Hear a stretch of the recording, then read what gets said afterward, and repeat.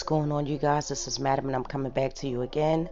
This time we are going over to the Washington Post, and the article is by Emily Davies, and it is in regards to Henrietta Lacks, um, and the descendants of Henrietta Lacks have chosen to finally sue after 70 years.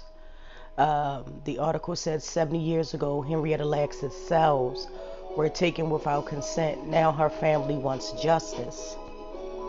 Descendants of Henrietta Lacks, the black woman whose cells have been central to some of the most important scientific breakthroughs over the past 70 years, sued pharmaceutical company on Monday, alleging it profited off of Lacks' cells despite knowing that they were extracted and used for research without her consent.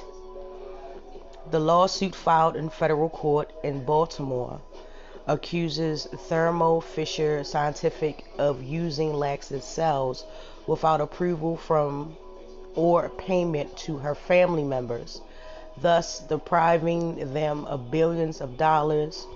The knowledge that a loved one's body has been treated with respect.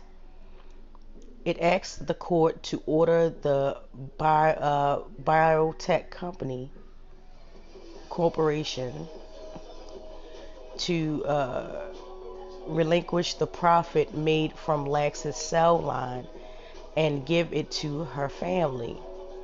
The lawsuit also seeks to intellectual properties related to these cells. Okay, and this is Henrietta Lacks herself, the woman in question. The article continues to say, "This will not be passed on through another generation," said Ron Lacks at a news conference Monday, exactly 70 years after his grandmother died. "We want the world to know that we want our family's legacy back."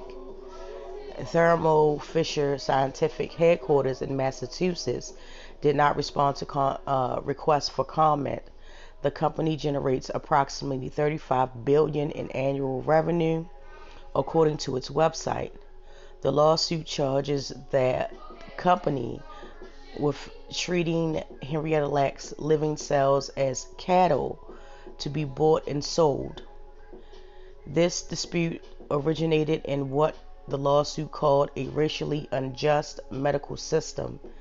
In 1951, after Lacks was diagnosed with cervical cancer at Johns Hopkins University in Baltimore, doctors took samples from her cervix without her knowledge or permission. The procedure inflicted great pain on Lacks and left her infertile, the lawsuit says. Later that year, the 31-year-old mother of 5 died of cancer in a segregated ward of the hospital. The cells from her cervix, however, lived on and were used in research. While most cells die quickly in lab settings, Lacks' cells rapidly reproduced and survived. The quality dramatically expanded the capacity for research and helped shape modern medicine. Over the decades, Lacks' line of cells has contributed to breakthroughs on the effects of zero gravity in space, polio vaccinations, the human genome disease, I apologize if I mispronounced that, such as leukemia and AIDS, and even coronavirus vaccines. The cells were named HeLa cells for the first 2 letters of Lacks' first name and last name. But until a decade ago, the identity of the woman behind the initial was largely hidden, including her descendants. A book titled The Immortal Life of Henrietta Lacks, written by Rebecca Strode, changed that by telling the story of the Baltimore woman and the afterlife of her cells. The book was later adapted into a movie starring Oprah and it prompted Johns Hopkins to admit that it should have done more to inform and work with the Lacks family over the years. The publicity surrounding Lacks and her cells, the lawsuit argues, means that every person or corporation working with HeLa cells should be aware of their origin story and therefore ask permission from Lax's family before using the cells for profit. Court filings point to language from the article on Thermo Fisher Scientific's website that acknowledges that the widespread and unsanctioned use of HeLa cells from Henrietta Lacks. The Lacks family has long tried to take legal action against companies that say they have profited from their relatives' cells. Only recently did they find Bill Crump, a civil rights attorney known for representing the families of Trayvon Martin and George Floyd. Why can't her family have her generation of yet unborn children benefit from the cells that have been benefited the world?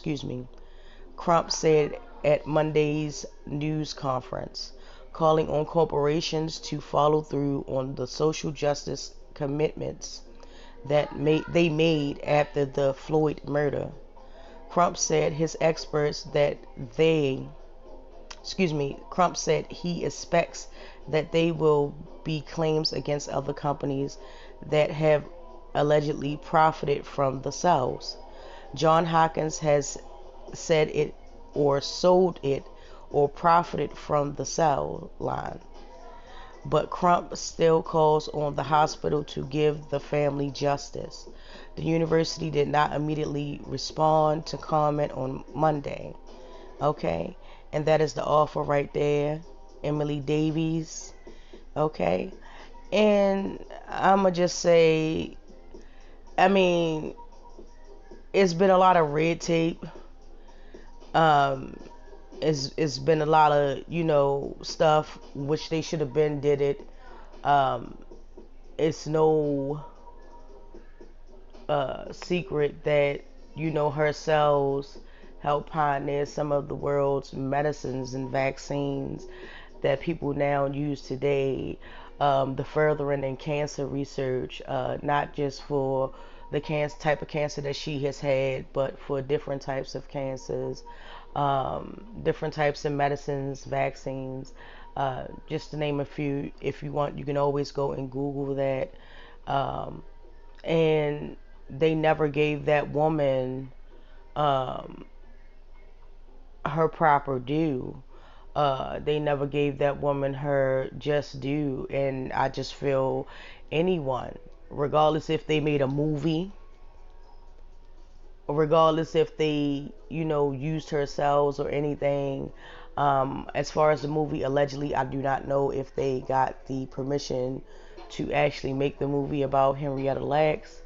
However, I just think that it was, the way that the movie was done, I just think that they could have focused on more important things than what the movie represented. But as always, OWN is a network and OWN is for profit, just like any other network. As far as the hospitals, universities, and pharmaceutical facilities that chose to basically buy stolen property, promote stolen property, and manufacture with stolen property should be held to the same letter of the law as anyone else. The mere fact that they are a billion-dollar corporation or company that has made and profited billions off of the demise, pain, and suffering of a woman who unknowingly became sort of like her cells became the miracle for what spawned today, as far as we know, as medicine. An honorable mention is also back in those days, black women were not considered human. It was widely alleged and speculated, and countless of medical professionals that uh, apparently black women had no pain threshold, and sadly, African women, black women were used as guinea pigs to make every woman feel comfortable today. Okay, it's like when you go get your pap smear, you know, you can kind of think, you know, all of that's like kind of linked and stuff. You know, somebody had to suffer in order for you to get the little plastic thingamabob instead of the, you know, cold hard steel um, that they used back in the day. Um, so, with that being said, I just hope that justice will be served. I hope that her family will get the justice that they seek. It is long overdue, 70 years and 1 day to the day to be exact, when this occurred.